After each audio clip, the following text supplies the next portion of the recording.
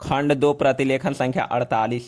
महोदय विधिवेत्ताओं ने इस अधिनियम की कमियों को बताया और कुछ मायनों में ब्रिटिश कानून से भिन्न होने के कारण यह उतना शक्तिशाली नहीं रहा।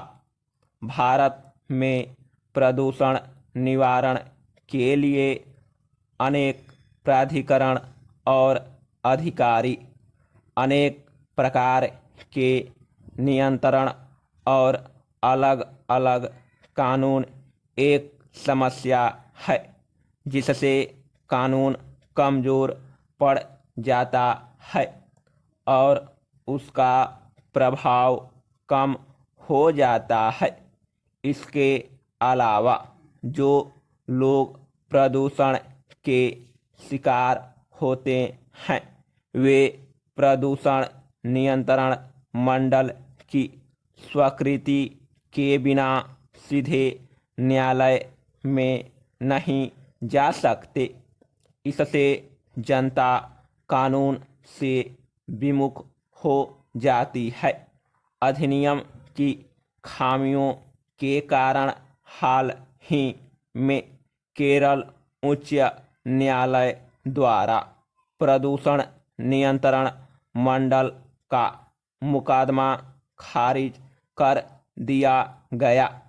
जल अधिनियम 1974 के अनुरूप वायु प्रदूषण निवारण एवं नियंत्रण अधिनियम 1981 तैयार किया गया।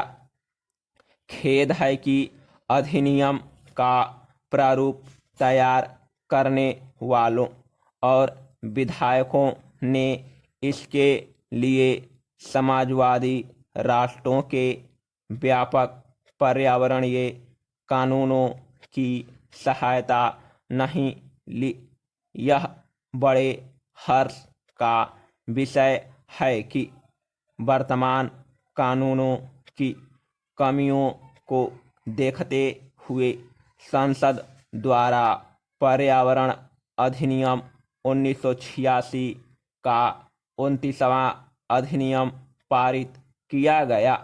यह अधिनियम काफ़ी व्यापक है और इसका क्षेत्र भी विस्तृत है तथा इसके अधीन भारत सरकार को पर्यावरण की सुरक्षा और सुधार और किसी भी प्रकार के प्रदूषण को कम करने के लिए काफ़ी शक्तियाँ प्रदान की गई है।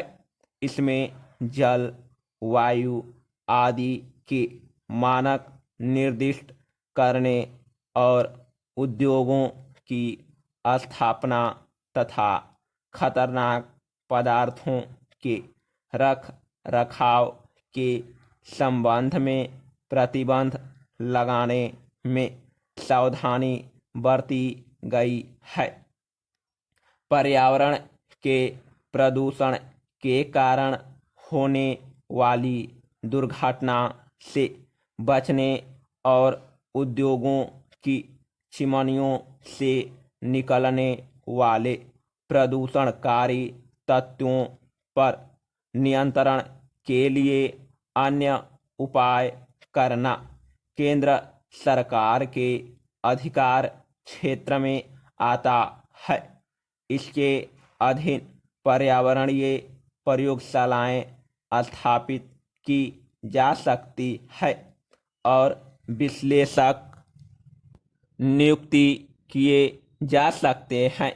दोषी निगमित क्षेत्र और सरकार के विभागों को भी दंड दिया जा सकता है। यद्यपि यह कानून काफ़ी साहसिक कदम समझा जा सकता है लेकिन संकट के समय निष्प्रभाव साबित हो सकता है। इन नए कानूनों में भयंकर दोष रह गए हैं। आश्चर्य है कि ध्वनि प्रदूषण जैसे विषय को छोड़ दिया गया।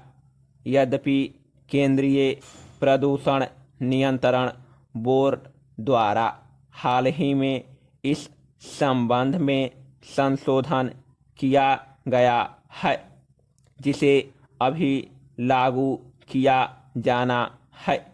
जनता की भागीदारी को प्रोत्साहित नहीं किया जाता और अफसरशाही पर अत्यधिक भरोसा किया जाता है।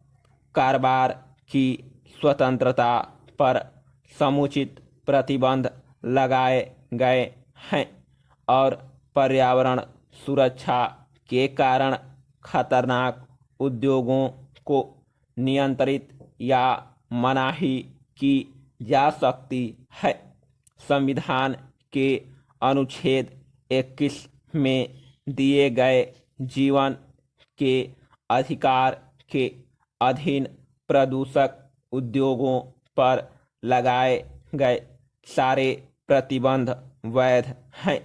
बहुमूल्य प्राकृतिक संपदा को नष्ट होने या क्षति से बचाने के लिए अनुच्छेद 39 के अधीन राज्य द्वारा औद्योगिक और कृषि कार्यों पर प्रतिबंध लगाया जा सकता है।